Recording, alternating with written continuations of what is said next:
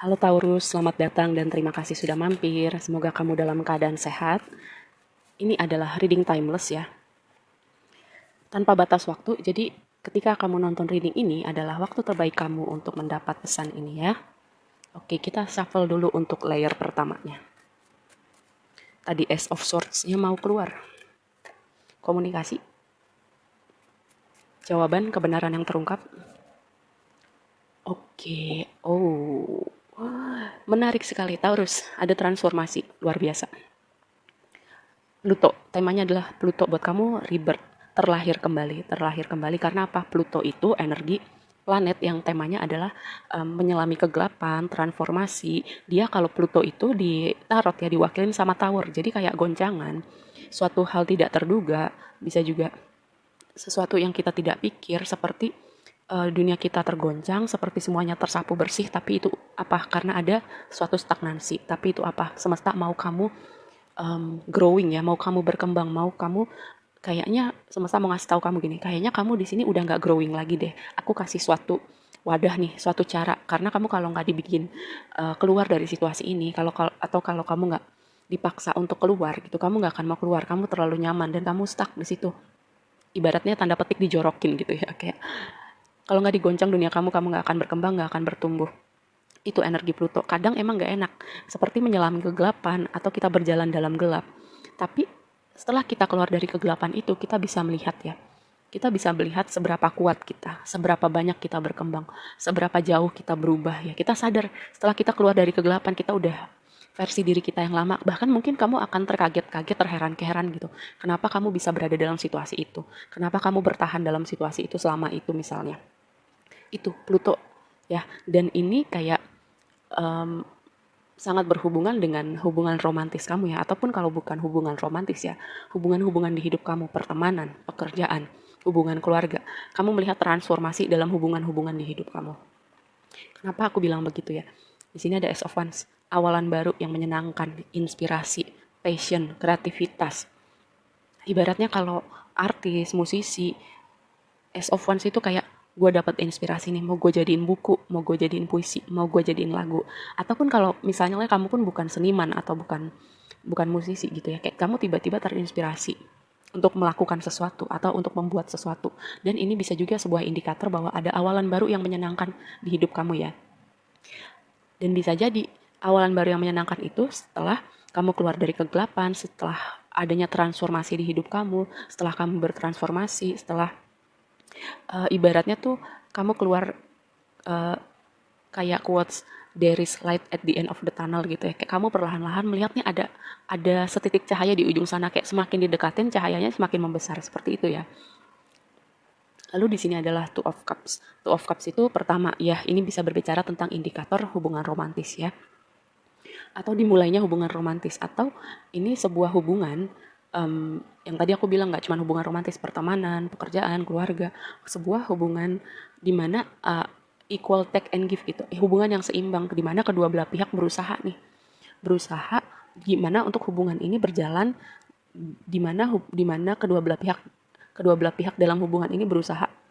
Kadang yang satu ngedengerin, yang satu berbicara, nanti di lain waktu gantian gitu ya.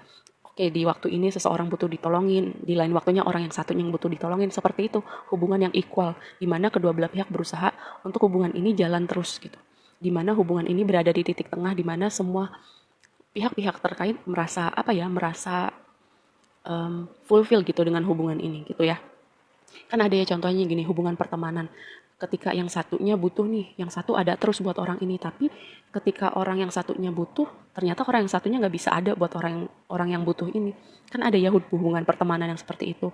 Atau hubungan codependent, misalnya hubungan romantis yang codependent. Kayak cuman yang satu doang yang berusaha untuk hubungan ini. Maunya ngertiin terus, maunya berusaha terus, mau berusaha nyenengin terus. Kayak cuman satu orang doang yang berusaha. Kan hubungan seperti itu nggak sehat ya, nggak seimbang, dan berat sebelah. Makanya mungkin aku melihatnya gini ya, semesta tuh ngasih goncangan ini ya di hubungan-hubungan kamu, karena highlightnya ini hubungan. Four of Wands ini juga berbicara tentang hubungan, kayak ini berbicara pertama ini hubungan pernikahan. Lalu ini berbicara juga fondasi, stabilitas, perayaan. Suatu momen menyenangkan, suatu momen menyenangkan. Kayak semesta menghadirkan guncangan dalam hubungan-hubungan kamu, bisa hubungan romantis atau hubungan lain ya, dimana kamu perlu melihat kalau dunia kamu nggak digoncang, kalau hubungan-hubungan kamu nggak digoncang, kamu nggak akan pernah berkembang. Pertama, mungkin juga ada aspek kamu nggak sayang sama diri kamu, sehingga yang tadi aku bilang hubungan yang nggak seimbang itu kan cuma satu pihak doang yang berusaha ya. Mungkin ada sisi kamu yang people pleaser gitu, kayak mau menyenangkan orang lain, dimana menyenangkan orang lain itu boleh gitu, sebenarnya baik. Tapi ketika kita menyenangkan orang lain di titik kita mengorbankan diri kita, itu yang nggak sehat ya. Ketika misalnya gini, contoh paling gampang aku suka kasih contoh gitu ya. Ayo nongkrong, kamu lagi capek nih habis pulang kerja, kerjaan banyak, kamu maunya istirahat. Tapi karena kamu mau menyenangkan orang lain ya, kamu bilang iya, ayo nongkrong, ayo gitu. Itu contohnya.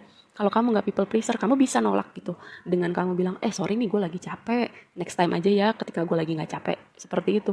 Ya, ada faktor people pleaser, ada faktor kamu kurang sayang sama diri kamu, atau faktor dimana kamu nggak enakan hal-hal semacam itu yang sebenarnya kamu perlu lihat, kamu perlu belajar, kamu perlu ada pengembangan karakter ya, ada perubahan, ada evolusi, ada transformasi pada diri kamu. Dan kalau semesta nggak hadirkan goncangan ini, mungkin kamu nggak akan pernah berkembang atau nggak akan pernah belajar gitu, terutama dalam aspek hubungan kamu.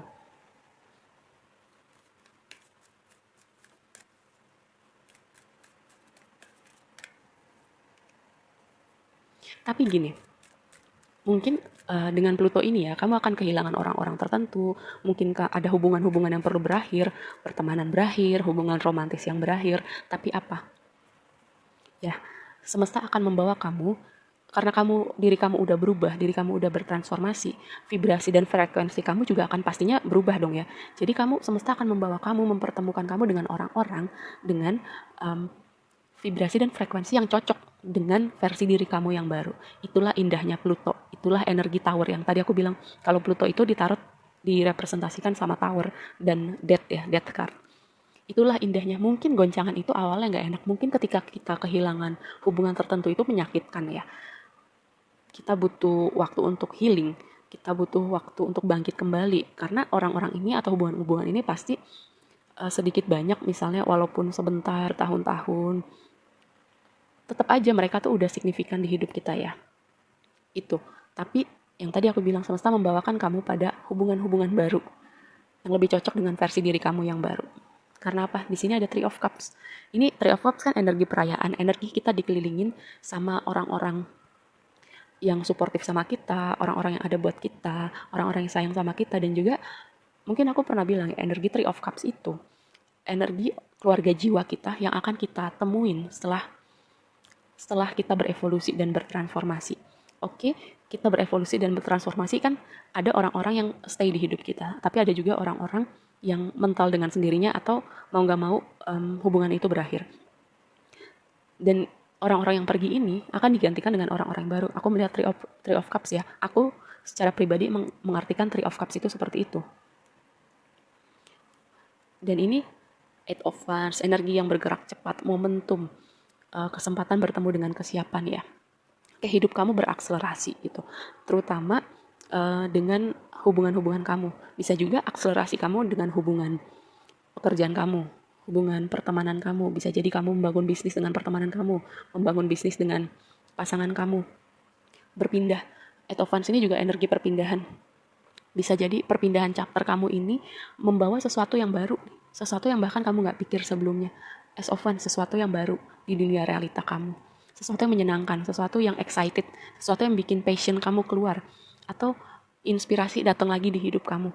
Eight of Wands itu berbicara seperti ini ya. Ini energi yang menyenangkan. Bahkan mungkin ada komunikasi-komunikasi yang mungkin kamu tunggu atau bahkan kamu nggak duga sebelumnya akan datang di hidup kamu ya. Ini dia yang tadi aku bilang, Six of Pentacles, energi keseimbangan. Kalau berbicara hubungan, ini hubungan yang seimbang. Hubungan yang tahu take and give dari kedua belah pihak ya. Kedua belah pihak yang sama-sama mau berusaha. Dan ini juga berbicara tentang improvement dalam dunia finansial kamu, pekerjaan, karir kamu gitu ya. Dan momen evolusi jiwa kamu ini bahkan mungkin bisa membawa aspek finansial atau karir kamu itu naik kelas. Karena apa? Diri kamu udah berubah. Merembet ke aspek hubungan-hubungan kamu, merembet lagi ke aspek karir kamu, bisnis kamu. Itu yang harus kamu pahami ya. Itu indahnya energi Pluto, energi tower, energi death. Awalnya gelap, tapi kamu akan melihat cahaya. Seperti pelangi sehabis badai. Orang tuh kayak di komunitas tarot tuh energi death, energi tower itu sebagai sesuatu yang menakutkan. Enggak. Itu hadiah. Justru itu kayak hadiah dari semesta buat kamu. Ya kan? Nih lihat nih. Kamu beruntung. Kamu beruntung. Atau kamu akan menemui momen-momen keberuntungan. Ada sesuatu keadaan yang samar gitu. Mungkin momen transformasi kamu ini ada saatnya kamu berpikir kayak ini nggak jelas, gue nggak tahu kemana sehabis ini. Mungkin sebagian dari kamu masih di fase transisi ya, sebagian lagi udah di ujung atau udah meninggalkan fase kegelapan kamu. Untuk kamu yang sedang dalam fase transisi atau sedang menuju ujung dari transisi kamu, kayak mungkin keadaan terlihat samar, mungkin kamu nggak tahu mau kemana, tapi tenang aja, jalan kamu akan selalu dituntun.